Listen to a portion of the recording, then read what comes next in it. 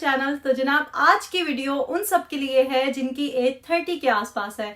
तो अगर आप 30s में एंटर होने वाले हैं, मिड 30s में हैं या इवन के लेट 30s में भी है ना, तो ये वीडियो आपने बहुत गौर से देखनी है, क्योंकि ये जो कुछ साल है ना हमारी जिंदगी के, ये इतने इंपॉर्टेंट है ना कि आगे की सारी जिंदगी इन्हीं कुछ सालों पे डिपेंड करती है।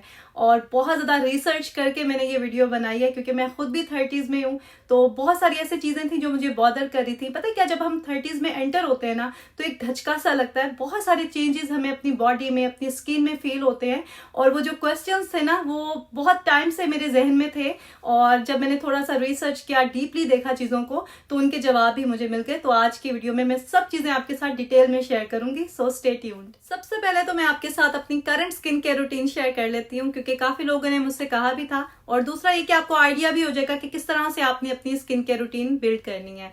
तो आप इसे फॉलो कर सकते हैं अगर आपकी एज 25 से लेके 45 तक है। तो साथ साथ मैं आपको गाइड करती जाऊंगी कि कौन सी चीजें आपने लाजमी ऐड करनी है और कौन सी चीजें इतनी ज्यादा जरूरी नहीं है। तो पहले चलते हैं मॉर्निंग स्किन केयर रूटीन की तरफ, और फिर मैं आपको दिखाऊंगी नाइट टाइम की स्किन केयर रूटीन। सुबह फेस वॉश करने के बाद ना मैं अपने फेस पे टोनर अप्लाई करती हूँ, और उसके 5 मिनट के बाद मैं नियासिनामाइड सीरम अप्लाई करती हूँ, क्योंकि आजकल मेरी स्किन काफ़ी ऑयली हो रही है और पिछले दिनों मुझे ब्रेकआउट्स भी काफ़ी ज़्यादा हुए हैं। तो इसलिए ऑयल कंट्रोल करने के लिए जो ना मैंने ये ऐड किया अपनी स्किन के रूटीन में। आप चाहें तो विटामिन सी सीरम या कोई भी एंटीऑक्सीडेंट सीरम अपनी स्किन के रूटीन में ऐड कर सकते हैं। अच्छा, मैं क्योंकि सुबह अर्ली मॉर्निंग उठती हूँ, तो ये दोनों चीज़ें मैं तभी अप्लाई करती हूँ अपने फेस पे। और उसके बाद 10-11 बजे ना मैं सनस्क्रीन भी अप्लाई कर लेती हूँ। तो अभी मेरे फेस पे सनस्क्रीन पहले से ही थी, उसके ऊपर से आपको दिखाने के लिए मैंने टोनर और ये नियासिनामाइड सीरम अप्लाई किया था, ताकि आपको अच्छे से समझ आ जाए। तो दोपहर 1 बजे के करीब मैं ज़ोहर की नमाज़ के लिए जब वज़ू करती हूँ, तो जो भी सनस्क्रीन वगैरह मेरे फेस पे होती है वो अच्छे से रिमूव कर लेती हूँ। और उसके बाद अब यहाँ पे मैं आपको दिखा रही थी कि मैं मेकअप कर रही थी। मैंने वीडियो भी बनानी थी, बाहर भी जाना था अपने हस्बैंड के साथ, तो उसके लिए मैंने रेडी होना था। तो मैं क्या करती हूँ, सनस्क्रीन लेती हूँ, उसमें थोड़ी सी फाउंडेशन ऐड करके उसे मिक्स करके फेस पे अप्लाई कर लेती हूँ। स्किन अगर अच्छी है ना, तो थोड़ा सा मेकअप करके भी हम प्रेजेंटेबल लग सकते हैं। लेकिन अगर आपकी स्किन अच्छी नहीं है, तो आप महंगे से महंगा मेकअप भी खरीद लेना, वो भी आपकी स्किन में जो प्रॉब्लम्स हैं उनको नहीं छुपा सकेगा। और अच्छी स्किन के लिए ना एक रूटीन फॉलो करनी होती है, और डाइट का खास ख्याल रखना होता है। मेरी स्किन टाइप जो है वो भी बता देती हूँ आपको। तो सर्दियों में मेरी स्किन थोड़ी ड्राई हो जाती है, गर्मियों में ऑयली हो जाती है। बेसिकली मेरी स्किन जो है ना कॉम्बिनेशन है, और थोड़ी सेंसिटिव भी है, एक्नी प्रोन भी है। अभी भी आपको यहाँ फोरहेड पे कुछ निशान नजर आ रहे होंगे, जिन्हें मेकअप से मैंने छुपाने की कोशिश की है। तो ये एक्नी के हैं, और यहाँ पे एक एक्टिव पिंपल भी है, जिसको मैंने खूब कोशिश की हाइड करने की। यहाँ पे अब शाम हो रही है, और मैं अपना मेकअप रिमूव करने के लिए ना क्लेंजिंग बाम यूज़ कर रही हूँ। कुछ सेकंड्स के लिए मैं इसका मसाज करती हूँ, और उसके बाद मैं इसको वाइप ऑफ कर देती हूँ। और उसके बाद मैं आलमंड ऑयल लेके दोबारा से हल्का सा मसाज करती हूँ कुछ सेकंड्स के लिए, और इसे वाइप ऑफ करती हूँ। आप देखिए कितना मेकअप हमारी स्किन पे होता है, जो कि दूसरी बार से निकलता है। और इसके बाद फिर मैं फेस वॉश करती हूँ, ताकि अच्छे से मेरी स्किन जो है वो क्लीन एंड क्लियर हो जाए। अगर मेकअप ना किया हो तो भी मैं कोशिश करती हूँ कि एक बार क्लेंजिंग बाम या कोई ऑयल वगैरह यूज़ करके ना, तो उसको वाइप ऑफ कर दूँ, क्योंकि जो भी सनस्क्रीन या पूरे दिन का जो भी डर्ट होता है वो हमारी स्किन में होता है। तो अच्छा है कि हम उसको डीपली क्लीन करें। और ये 2 स्टेप क्लेंजिंग जो है ना, आप भी ज़रूर किया करें रात को सोने से पहले। इससे आपकी स्किन में बहुत ज़्यादा डिफरेंस फील होगा आपको। फेस वॉश आजकल मैं सेरावे का ये सैलिसिलिक एसिड वाला यूज़ कर रही हूँ, क्योंकि ये ऑयली स्किन के लिए और एक्नी प्रोन स्किन के लिए ना सूटेबल रहता है। तो इसे यूज़ करने के बाद मैं फेस पे टोनर अप्लाई नहीं करती हूँ रात में, सिर्फ रोज़ वाटर का हल्का सा स्प्रे कर देती हूँ। उसके बाद मैं आई क्रीम यूज़ करती हूँ, जो कि बहुत ज़रूरी है। और आपकी एज भी अगर 30 के पास है या 30+ हैं आप, तो आपने दिन में और रात में आई क्रीम लाजमी ऐड करनी है अपनी स्किन के रूटीन में। क्योंकि सबसे पहले रिंकल्स जो है ना, वो आइज़ के कॉर्नर्स पे ही आते हैं, और आपको डार्क सर्कल्स और इस तरह के जो भी पफी आइज़ के इश्यूज़ हैं ना, वो आई क्रीम यूज़ करने से थोड़े से बेहतर हो जाते हैं।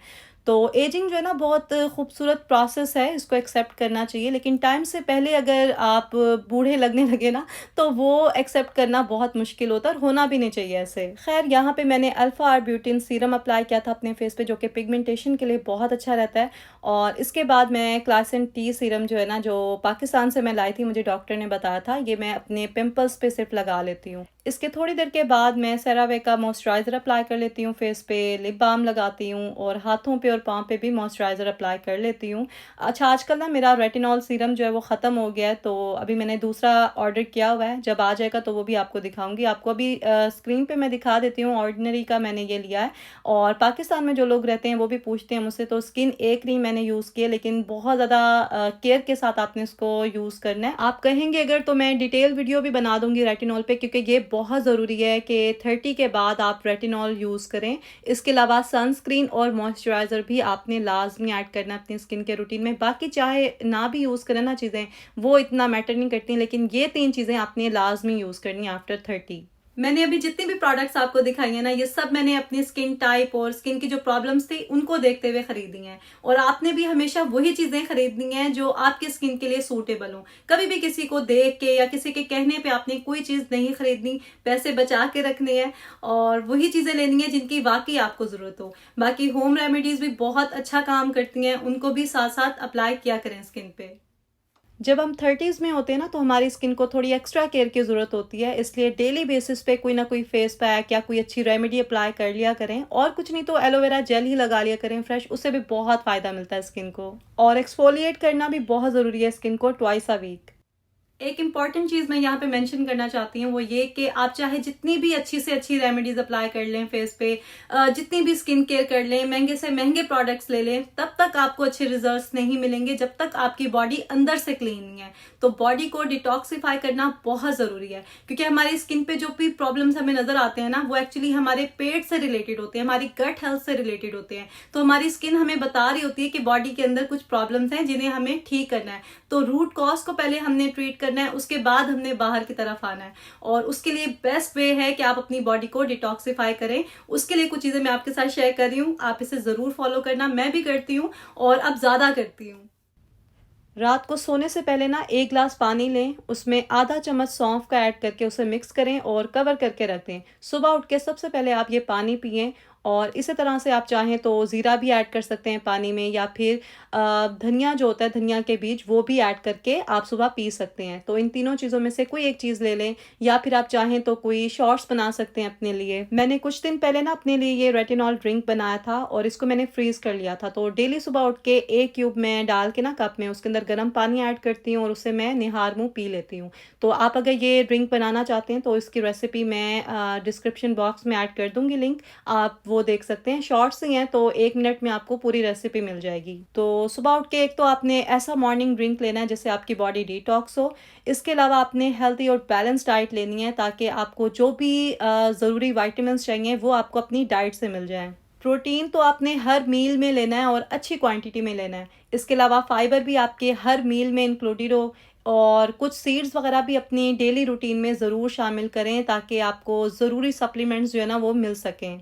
अच्छा, मैंने जितनी भी रिसर्च की है ना, मैंने एक चीज़ नोटिस की है कि आजकल की जो ख़वातीन हैं, स्पेशली इस एज ग्रुप की, उनमें हार्मोनल इम्बैलेंस बहुत कॉमन है और वही जड़ है हर बीमारी की। तो मायोइनोसिटॉल एक सप्लीमेंट है जो कि हार्मोनल इम्बैलेंस और बहुत सारी दूसरी प्रॉब्लम्स को ट्रीट करने में हेल्प करता है। और मैंने ये सुना है कि 30+ ख़वातीन को लाजमी ये सप्लीमेंट लेना चाहिए, क्योंकि हम जितनी भी अच्छी डाइट ले लेना, हमें वो चीज़ें उस क्वांटिटी में नहीं मिलती जिनकी हमें ज़रूरत होती है। इसलिए कुछ वाइटामिन और सप्लीमेंट्स ना हमें हेल्थी और बैलेंस डाइट के साथ साथ लेने चाहिए अपनी नीड के अकॉर्डिंगली। तो कुछ टेस्ट ज़रूरी होते हैं करवाने, वो आप ज़रूर करवाएं, जैसे कि फैटी लीवर का टेस्ट करवा लें, आयरन का टेस्ट करवा लें। ये जो हम थकी थकी से रहती हैं पूरा दिन और एनर्जी हमारी बिल्कुल डाउन हो जाती है, उसकी एक रीज़न ये भी होती है कि हमारा आयरन लेवल जो है वो बहुत कम होता है। इसके अलावा आपने अपनी नींद का भी खास ख्याल रखना है और रोज़ आपने अपनी 7 घंटे की नींद लाजमी पूरी करनी है। देखिए, ये जो नया ट्रेंड आया ना कि रातों को जागते हैं, दिन में सोते हैं, ये सब नहीं चलेगा। अभी जो लोग कर रहे हैं ना ऐसा, उन्हें बाद में जाके फील होगा कि कितना गलत किया था उन्होंने। और यंग एज में, टीन एज में तो हम भी रातों को जाग लिया करते थे और सुबह 4 घंटे भी सोते थे ना तो फ्रेश होते थे, कोई इतना फर्क नहीं पड़ता था। लेकिन अभी अगर आप रात को देर से सोते हैं तो आपने नोटिस किया होगा कि अगला दिन आपका कितना अजीब सा गुजरता है, एनर्जी नहीं होती और ऐसे लेजी फील कर रहे होते हैं आप। तो अभी से जो है ना अपनी रूटीन इस तरह से बनाएं कि रात को आप 10 बजे के बाद सो जाएं, चले 11 बजे सो जाएं, लेकिन ये कि 7 घंटे एक साथ जब सोते हैं ना हम, तो हमारी बॉडी में जो अल्लाह ने सिस्टम बनाया है वो सारा रिकवर होता है, वो हील होता है, उसे टाइम मिलता है और सुबह हम फ्रेश उठते हैं। इस सब के साथ साथ ना अपने वर्कआउट भी लाजमी करना है, चाहे आप कोई भी एक्सरसाइज कर लें, योगा कर लें, और कुछ नहीं तो वॉक कर लें, लेकिन सही वाली वॉक करनी है।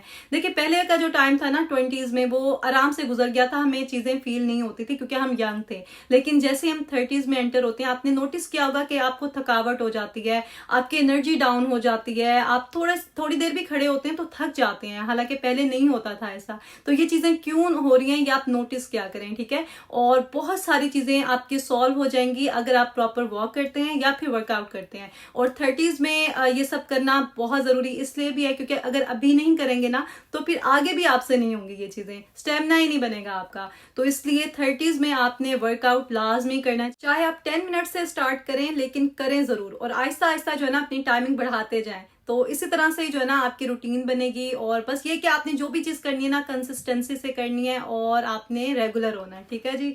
तो ये सब थी जरूरी चीजें जो मैं आपके साथ डिस्कस करना चाहती थी। और अगर हम अभी से अपना ख्याल रखेंगे ना तो देखिए आगे आने वाला जो टाइम है ना हमारे लिए बहुत ईजी हो जाएगा, हमें कोई ट्रीटमेंट्स नहीं करवाने पड़ेंगे महंगे महंगे। और वैसे भी जितनी भी महंगी ट्रीटमेंट्स आप ले लेना, जो नेचुरल चीज होती है वो नेचुरली होती है। तो अपनी डाइट का ख्याल रखें, अपनी आपको एक्टिव रखें, जितना आप अभी एक्टिव होंगे उतना ही आगे जाके आसानी होगी।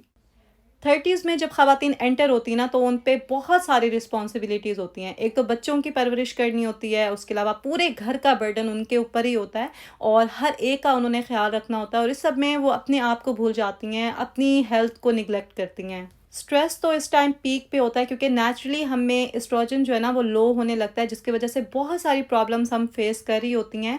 लेकिन हमें क्योंकि उन सवालों के जवाब नहीं पता होते, इसलिए हम अंदर ही अंदर कंफ्यूज भी होती हैं, परेशान भी होती हैं और झुंझलाई भी और इरिटेट सी होती हैं पूरा दिन। अगर आप भी बहुत सारी प्रॉब्लम्स फेस कर रही हैं तो आपने हार नहीं माननी, अपने लिए स्टैंड लेना है, अपने ऊपर इन्वेस्ट करना है, ठीक है। अपनी मेंटल, अपनी फिजिकल और इमोशनल हेल्थ को आपने खुद इंप्रूव करना है। आप खुद स्ट्रांग होंगी तो आप सब कुछ कर सकेंगी। मैंने कोशिश तो पूरी की है कि जो भी रिसर्च मैंने की थी या जो भी नॉलेज है मेरे पास वो सब आपके साथ शेयर करूं, लेकिन जाहिर है कि एक छोटी सी वीडियो में इतना सब कुछ शेयर करना पॉसिबल नहीं होता और ऑफ कोर्स बहुत सी चीजें मैं मिस कर गई होंगी।